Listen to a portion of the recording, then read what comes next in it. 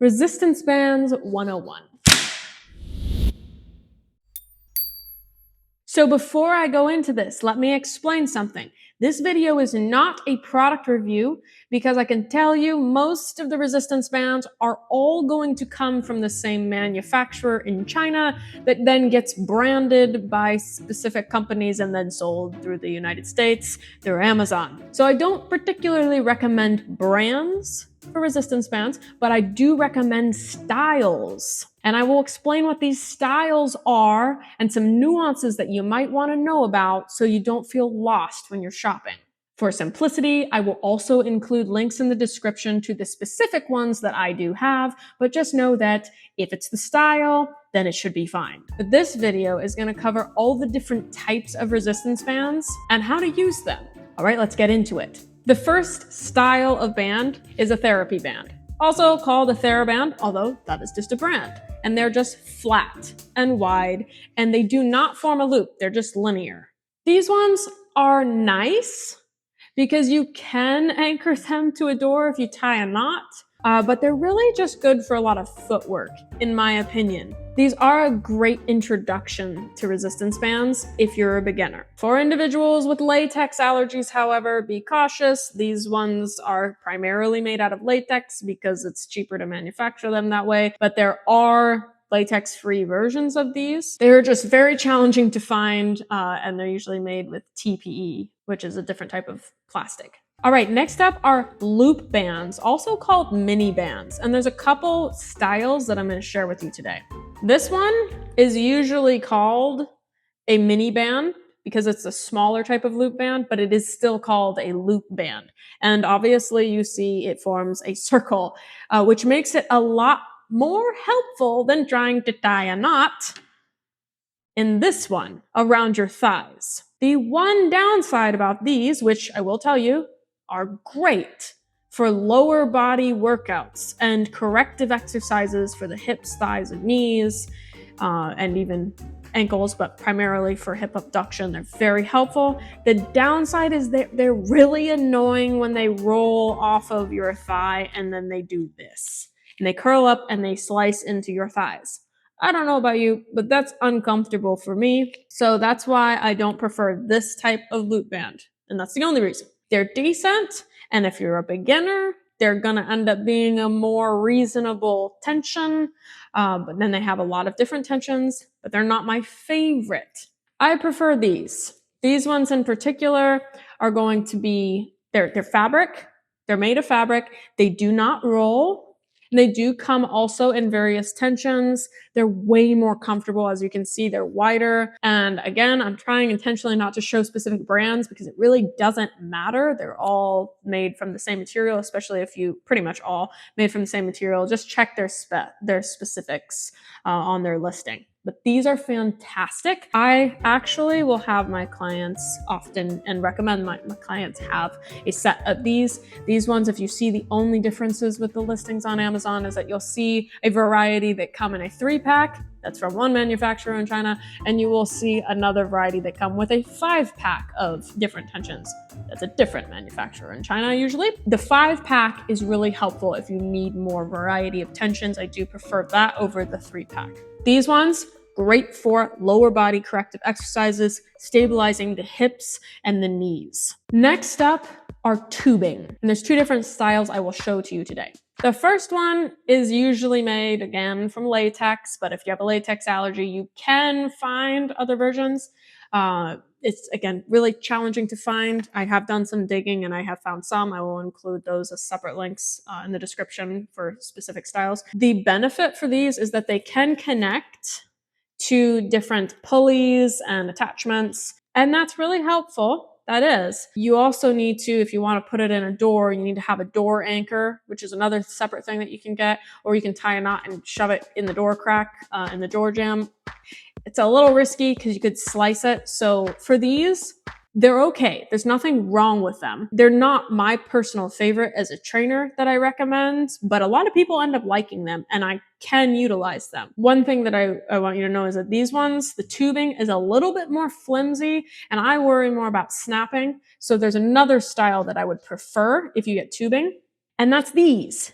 As you can see, there's fabric around what's underneath of it. So technically, I guess if you have a latex allergy, these would be safe. But what I like about that is that the fabric protects the tube. If in the event the tube snaps, then you're not going to be hit in the eye. So I do like these. They can connect as well. So these styles with the fabric are really helpful for that reason. The tubing is primarily going to be helpful for upper body exercises. However, we can utilize it for kickbacks and lateral leg abductions, things that you would use a cable machine for, but it's not going to be the exact same activation of the muscles as you would be getting on a cable machine, but it's close. It's pretty close. Last up are my absolute favorite alongside the loop bands, and these are called pull-up assistance resistance bands. Don't worry, you don't always have to use these just for pull-ups. They're extremely versatile. These ones are fantastic.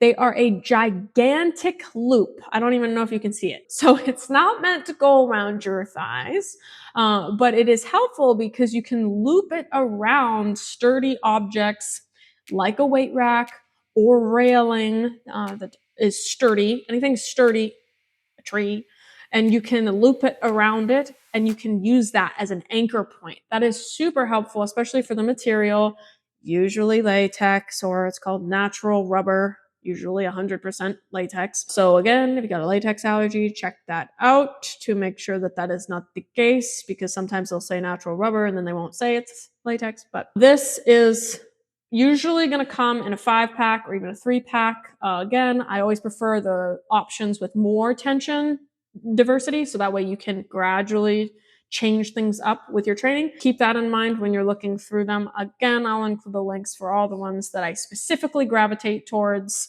for price, and then also just the tensions. I'll include that, but just know that if it looks like this style, doesn't really matter the brand. Very versatile, excellent for corrective exercises, and also just in general, sturdy upper body exercises. You do not feel like these are going to snap and hit you in the eye. It's happened to me before, so it's a little scary. That's why I care so much about making sure you guys don't end up with something that's going to give you a black eye. It's actually this exact style of band and resistance tension that I snapped in half once doing upper body. So, and that's not an attestament to my strength. That's just... So all those bands, what ones should you have in your arsenal?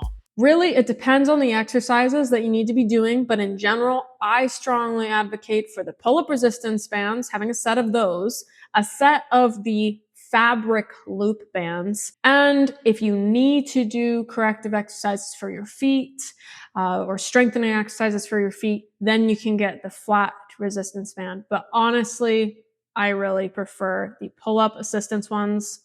And I also prefer the loop resistance bands that are fabric. There are some gadgets you can get for the pull-up assistance resistance bands to make it even easier to anchor to the door. Those range about $5 to $7 or so on Amazon that are just easy little knobs that stick in the door and they protect your band from getting damaged.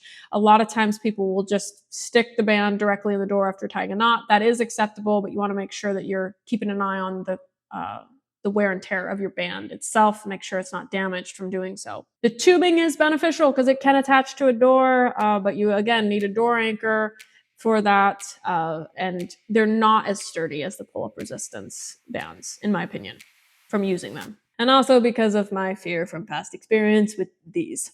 All right, now quickly before we leave, some common questions and some do's and don'ts. For those of you, once again, with a latex allergy, I will attach resources in the link to in the description below, but just be mindful of it. Usually you're going to be looking for TPE plastic, which is thermoplastic elastomer, or you're going to want to try to go for the fabric options. Next do and don't that I want to bring up, stretching limit. A lot of times people say, hey, but how do I make this harder? I feel like I could just go all day cranking out the unilateral rows. What do I do to make this harder? Well, of course, you can up the tension, the resistance bands, but sometimes I get clients saying, yeah, but that's too much. I don't want to jump that far. Rightfully so. So one thing you can do is you can increase the amount of tension or starting tension in the band. However, you never ever want to stretch the band greater than 2 times its resting length. I would caution you to avoid getting too close to 2 times the resting length of the band, just for safety purposes. So again, make sure that if you're having to stretch the band too far, you need to up the tension. But a good way to up the tension is, yes, to back away further from the anchor point, but not too far. All right, last do and don't or question is, how do I clean it? How do I take care of it? One thing that you can do, which most people don't, is you can wash them down with mild soap, especially if you get really sweaty. Some people, especially if it's part of their own fitness arsenal, they don't really have to do this. But for some of you that do, yes, mild soap and water can be really helpful, and you let them air dry. Make sure you do not store them in a sunny place. Try to keep them inside, preferably in a temperature-controlled setting. We want to avoid dry rot, especially for the rubber and the plastic materials. And last is from me to you, for those of you who have had resistance bands greater than a year, definitely greater than 2 years, please consider replacing them. And this is just for safety purposes. Of course, you want to check the manufacturer's guidelines in terms of replacement, but just err on the side of caution. I have had people that have had bands stowed away, including my own mother, and had not touched them for years, and then finally decided, all right, I'm going to use them, and they just snap. Thankfully, they snap for her, off of her thighs, and not onto her eye.